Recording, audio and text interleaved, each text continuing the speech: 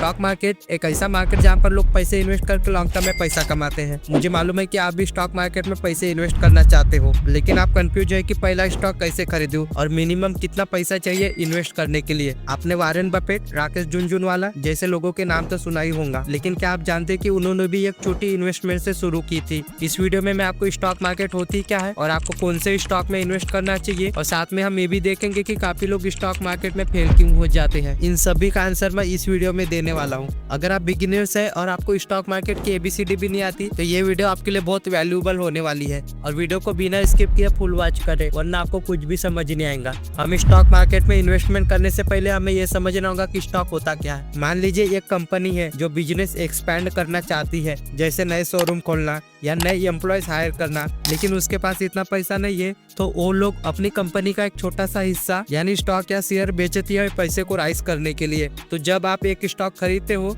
तो आप उस कंपनी के एक छोटे से शेयर होल्डर बन जाते हो, यानी आप टेक्निकली आप उस बिजनेस के पार्टनर बन जाते हो। अब आपको समझ आ चुका होगा कि स्टॉक मार्केट होता क्या है। अब आपने एक नया शब्द सुना होगा जो है शेयर होल्डर। लेकिन शेयर होल्डर का मतलब क्या होता है? शेयर होल्डर का मतलब होता है आप उस कंपनी के ओनर है, चाहे एक छोटा सा हिस्सा ही सही। अगर कंपनी प्रॉफिट में है तो आपको भी प्रॉफिट मिलेगा डिविडेंड के फॉर्म में या स्टॉक के प्राइस बढ़ने से। अगर कंपनी ग्रोथ करेंगी तो आपकी इन्वेस्टमेंट की वैल्यू भी ग्रो करेंगी। अगर सिंपल भाषा में समझा जाए तो शेयर होल्डर होना मतलब कंपनी के सफर में उसके साथी बनना। अब सवाल ये आता है कि कंपनी की ग्रोथ से आपका पैसा कैसे बढ़ता है। अब मान लीजिए आपने 1000 रुपए इन्वेस्ट किया किसी कंपनी के स्टॉक में। अगर वो कंपनी अच्छा परफॉर्मेंस कर रही है या ज्यादा मुनाफा कमा रही है या नए मार्केट में एक्सपैंड हो रही है तो लोग उसके स्टॉक में इन्वेस्ट करना लगेंगे। डिमांड बढ़ने से उस स्टॉक की प्राइस भी बढ़ने लगती है। अगर वो 100 रुपए का शेयर 200 का हो गया तो आपका पैसा डबल हो गया। और दूसरा तरीका भी है पैसे कमाने का। अगर कंपनी डिविडेंड देती है तो आपको हर साल उसका एक फिक्स पोर्शन कैश में भी मिलता है। अब स्टॉक मार्केट और शेयर होल्डर होता क्या है ये आपको पता तो चल गया,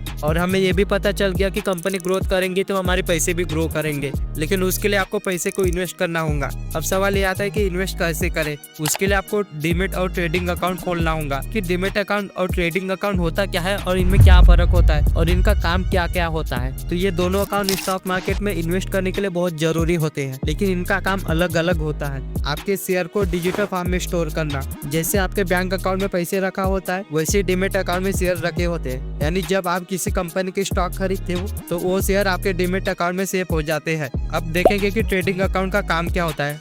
बाय और सेल करने के लिए प्लेटफॉर्म प्रोवाइड करना। अगर आप स्टॉक मार्केट में शेयर खरीदना और बेचना चाहते हो तो वो ट्रांजैक्शन आप ट्रेडिंग अकाउंट के थ्रू कर सकते हो। अगर सिंपल भाषा में समझा जाए, ट्रेडिंग अकाउंट से शेयर खरीदे जाते हैं और डीमेट अकाउंट में रखे जाते हैं। लेकिन सवाल ये आता है कि अकाउंट खोलने के लिए बेस्ट ब्रोकर कौन सा है जो सेफ और ट्रस्टेड भी हो। आज के टाइम में अकाउंट खोलना बहुत ईजी हो गया है, और कई ऐसे ट्रस्टेड ब्रोकर्स हैं जो मोबाइल ऐप्स के थ्रू ईजी प्रोसेस ऑफर करते हैं। कुछ टॉप ब्रोकर्स है जैसे जरोदा, इंडिया का सबसे popular discount broker, simple interface और लो ब्रोकरेज जैसे up stocks, fast growing platform, world is good mobile experience है, और जैसे ग्रो न्यू इन्वेस्टर के लिए बेस्ट है, स्पेसिफिकली जो म्यूचुअल फंड से स्टार्ट करते हैं। शुरुआत में जो आपको सबसे सिंपल लगे जैसे ग्रो या अप स्टॉक, बाद में आप स्विच भी कर सकते हैं। लेकिन आपको अकाउंट कैसे खोलना है इसके लिए आपको यूट्यूब में काफी सारी वीडियो मिल जाएंगी, आप उन वीडियो को देखकर सीख सकते हैं। डीमेट और ट्रेडिंग अकाउंट के बिना इन्वेस्टमेंट पॉसिबल नहीं है। दोनों का काम अलग अलग है पर इक्वली जरूरी है।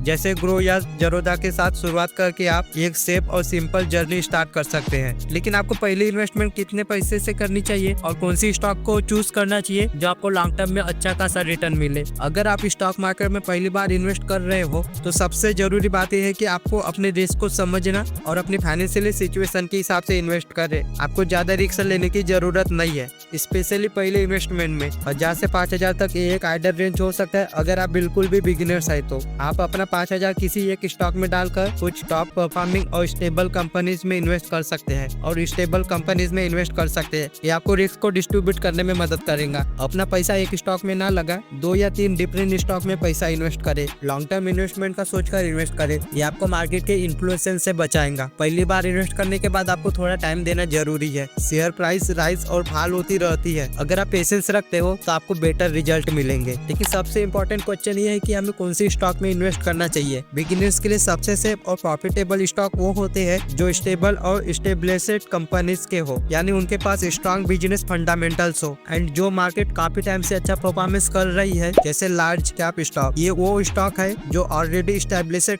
कंपनी के होते हैं जिनके पास स्टेबल रिवेन्यू और लॉन्ग टर्म ग्रोथ पोटेंशियल होता है। आपने इन्हें सेफ ऑप्शन मान सकते हैं। Example TCS, Tata consultancy service, Infosys, HDFC bank, Reliance Industries और है जिसे बोलते हैं ETFC। अगर आपको मार्केट के ओवरऑल परफॉर्मेंस पर इन्वेस्ट करना है बिना किसी सिंगल स्टॉक में रिस्क लिए तो आप ETF को कंसिडर कर सकते हैं। ये म्यूचुअल फंड जैसे होते हैं लेकिन आप स्टॉक मार्केट में बाय और सेल कर सकते हैं। एग्जाम्पल के लिए Nifty 50 ETF, S&P, BSE, Sensex ETF, SIP systematic plan. अगर आपको हर महीने फिक्सेड अमाउंट इन्वेस्ट करना है तो SIP आपके लिए अच्छा ऑप्शन हो सकता है। ये म्यूचुअल फंड में इन्वेस्ट करने का एक सेफ और सिंपल तरीका है। एग्जाम्पल के लिए HDFC टॉप 100 फंड, ICICI। पहली बार इन्वेस्ट करते वक्त लार्ज कैप और ब्लू चिप स्टॉक को चूज करें। ऐसा स्टॉक जो स्टेबल हो, आपको ग्रोथ और सेफ्टी दोनों दे सकते हैं। आप चाहे तो लार्ज कैप या स्मॉल कैप में भी इन्वेस्ट कर सकते हो। लेकिन सवाल आता है कि लार्ज कैप और स्मॉल कैप होता क्या है और हमारे लिए कौन सा ऑप्शन बेस्ट है। तो लार्ज कैप स्टॉक वो होते हैं जिनकी मार्केट कैपिटलाइजेशन 10,000 करोड़ से ज्यादा होती है। एग्जाम्पल के लिए TCS, फोर्सिस, HDFC बैंक, रिलायंस इंडस्ट्रीज। और large cap stock generally less और रिस्की होते हैं। इनमें रिटर्न ज्यादा नहीं होते हैं लेकिन लॉन्ग टर्म में आपको कंसिस्टेंसी ग्रोथ मिलेंगे ही मिलेंगी। अब स्मॉल कैप स्टॉक क्या होता है? स्मॉल कैप स्टॉक वो कंपनीज के शेयर होते हैं जिनके मार्केट कैपिटलाइजेशन 500 करोड़ से 5,000 करोड़ तक के बीच में होती है। तो लार्ज कैप स्टॉक में इन्वेस्ट करना सेफ और टेबल रहेगा। अगर आप स्टॉक मार्केट में इन्वेस्टमेंट करना चाहते हो तो आपको कंपाउंडिंग को समझने की काफी जरूरत है। कंपाउंडिंग का मैजिक टाइम के साथ होता है। अगर आप अपने इन्वेस्टमेंट को लॉन्ग टर्म के लिए होल्ड करते हैं तो आपका पैसा इंटरेस्ट पर इंटरेस्ट कमा के एक्सपोनेंशियली ग्रो करता है। अगर आप हर महीने के 1,000 रुपए SIP के थ्रू इन्वेस्ट करते हैं और एनुअल रिटर्न आपको 12% का मिलता है, 2,03,000 से ज्यादा हो सकता है सिर्फ पर रेगुलर और इन्वेस्टमेंट और कंपाउंडिंग की वजह से। आई होप की वीडियो आपको वैल्यूएबल लगी होंगे। वीडियो अच्छी लगी होंगे तो वीडियो को लाइक और चैनल को सब्सक्राइब कर सकते हो।